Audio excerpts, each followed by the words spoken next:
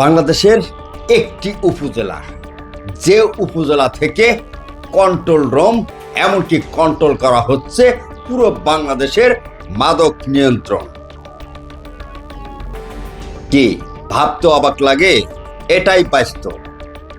যেমন ব্রাহ্মণবাড়িয়া কসবা উপজেলা, যে উপজেলা থেকেই পুরো বাংলাদেশে মাদক এমনকি ভারতীয় সব ধরনের পণ্য সারা বাংলাদেশে সাপ্লাই করে যাচ্ছেন। আর এই জন্যই সাধারণ জনগণ বা এই এলাকার বিশেষ কিছু ব্যক্তি আছে যারা নিজেরাও স্বীকার করেন যে কসবা উপজেলা নাকি রিমোট কন্ট্রোল। অতএব এখান থেকেই পুরো বাংলাদেশে সব ধরনের পণ্য সাপ্লাই করা হয়। গাঁজা, ফেন্সিডিল, ইয়াবা, বিদেশি শাড়ি, মোবাইল, এমনকি আগুনি অস্ত্র পর্যন্তও এখান থেকে চালান করেন। এবার আসেন, এই ব্যবসা বা এই কন্ট্রোল রুম কে কে পরিচালনা করছেন, এমনকি এর মেন হুতা কে বা কাদের হাতে চাবিকাঠি, আর এরাই বা কারা? দিনকে রাত, রাতকে দিন। তাদের কাছে কোনো কিছুই অসম্ভব বলতে নেই। কেউ কেউ আবার ইনকাম করেছেন কয়েক হাজার কোটি টাকা, কারোর আবার বিলাসবহুল রাজপ্রাসাদ পর্যন্ত তৈরি করেছেন। এর ভিতরেও দুই একজনের নাম এসেছে, তারা নাকি নিজেরা এশারাই দুই একটি মার্ডারও করেছেন। তবে আসেন, এই ব্যবসা কে কে পরিচালনা করছেন, কাদের হাতে কন্ট্রোলে আছে, পুরো বিস্তারিত এই অনুষ্ঠানে আমি তুলে ধরবো। মোহাম্মদ রেজা, সাথে থাকবেন। নাম স্বপন এক সময় করতেন ছাত্রলীগের রাজনীতি, তবে বর্তমান বিএনপির রাজনীতির সাথে জড়িত, যার ইশারায় কসবা উপজেলায় সবকিছু চলে। যেমন মাদক বাণিজ্য, ঘাট বাণিজ্য, সবকিছু নিয়ন্ত্রণ করেন তার হাতেই। সম্প্রতি বেশ কিছুদিন আগেও কন্টেন্ট ক্রিয়েটর দীন ইসলামকেও কুপিয়ে নিহত করেন। আর এই হত্যার পিছনেও নাকি এই কবির জড়িত। তার সাথে তার এলাকায় ডেজার বসানো থেকে শুরু করে বালু উত্তোলন, মাটি কেটে বাণিজ্য সবকিছু নিয়ন্ত্রণ করেন। মজার বিষয় হলো এটা, তবে এর চেয়েও বাদশাহ জুয়েল কম এগিয়ে যাননি। তার নামও সব জায়গায় পাওয়া যায়। মাদক বাণিজ্য থেকে শুরু করে অস্ত্র ব্যবসা, এমনকি নিজের আধিপত্য ধরে রাখতে ক্যাডার বাহিনীকেও লালন পালন করেন। সর্বশেষ যে তাজমহলটি গড়ে তুলেছেন শত কোটি টাকা খরচ করে, এই তাজমহলের মালিক এই স্বপন। ছাত্রদলের সভাপতি, কসবা উপজেলা বিএনপির যুগ্ম সাধারণ সম্পাদক, মেয়র ইউনিয়ন বিএনপির সভাপতি, কারা নির্যাতিত নেতা আব্দুল। যে ব্যক্তিকে দেখানোর চেষ্টা করেছি, নাম স্বপন। আর এই বিল্ডিং বা এই রাজপ্রাসাদের মালিক এই স্বপন। সে বর্তমানে বিএনপির রাজনীতিকে ব্যবহার করেই রাজত্ব খাটিয়ে যাচ্ছেন। ইনকাম করেছেন হাজার হাজার কোটি টাকা। তার নামে গুঞ্জনও এসেছে এই এলাকায়। বেশ কিছুদিন আগে কন্টেন্ট ক্রিয়েটর হিসেবে একজন পরিচিত দীন ইসলাম, তাকেও নাকি এই ব্যক্তির এশারায় খুন করা হয়, অথচ ধরাছোঁয়ার বাহিরে থেকে। আর তার এতটুক প্রভাব বা এতটুক ক্ষমতা, যে কোনো ব্যক্তি তার নাম নিতে গেলেও হাজারবার ভাবেন। এই স্বপনের কি নেই? মাদক ব্যবসা থেকে শুরু করে অবৈধ ব্যবসা, সব ধরনের পণ্যই ব্যবসা পরিচালনা করেন। এমনকি মাটি কাটা বা বালু তোলা, ডেজার পরিচালনাও করেন। তার সাথে জড়িয়ে আছে তার পার্টনার হিসাবে বাদশাহ জুয়েল। এ কথা আমার না, এ কথা কার? সাধারণ ভুক্তভোগী এমনকি জনগণের। তার নিজ এলাকার। এ তো দেখলেন একজন সাম্রাজ্য গড়ে তোলার ব্যক্তি বা তার পার্টনার বাদশাহ জুয়েল, যাকে চেনে না ব্রাহ্মণবাড়িয়া পুরো জেলার এমন কোনো ব্যক্তি নেই বললেই চলে। তাহলে একটাবার ভাবুন, একটা উপজেলায় যদি এই ধরনের রাঘববোয়াল বা আন্ডারওয়ার্ল্ডের নেতা তৈরি হয়, আর তারাই নাকি এই উপজেলা থেকে পুরো বাংলাদেশ কন্ট্রোল করছেন মাদক নিয়ে। শুধু এরাই না, এর সাথে আরো কে কে আছে এটাও তুলে ধরার চেষ্টা করব। আলমগীর মেম্বার, যার নামে একাধিক অভিযোগ রয়েছে, মাদক বাণিজ্য থেকে অস্ত্র বাণিজ্য পর্যন্ত।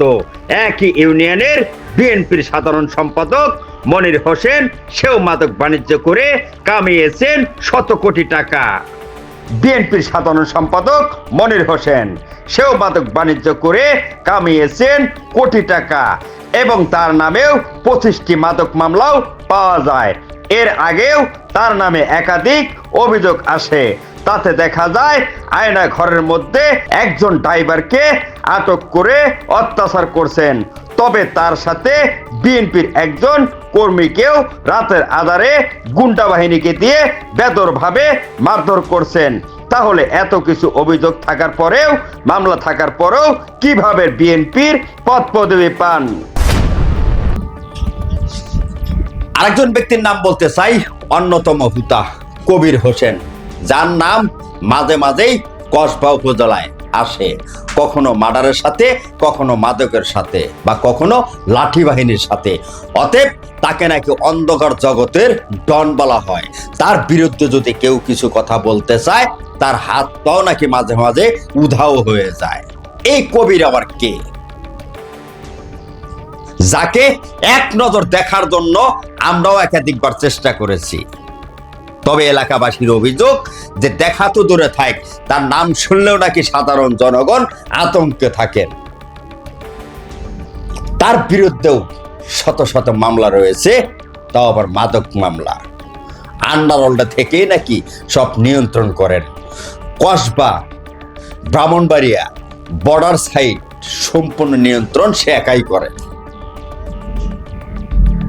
তার প্রত্যেক রাতেই নাকি ইনকাম আছে 1 থেকে 1.5 কোটি টাকা। তাহলে এবার ভাবেন যে নিয়ন্ত্রণ সে করবে না সাধারণ জনগণ করবে?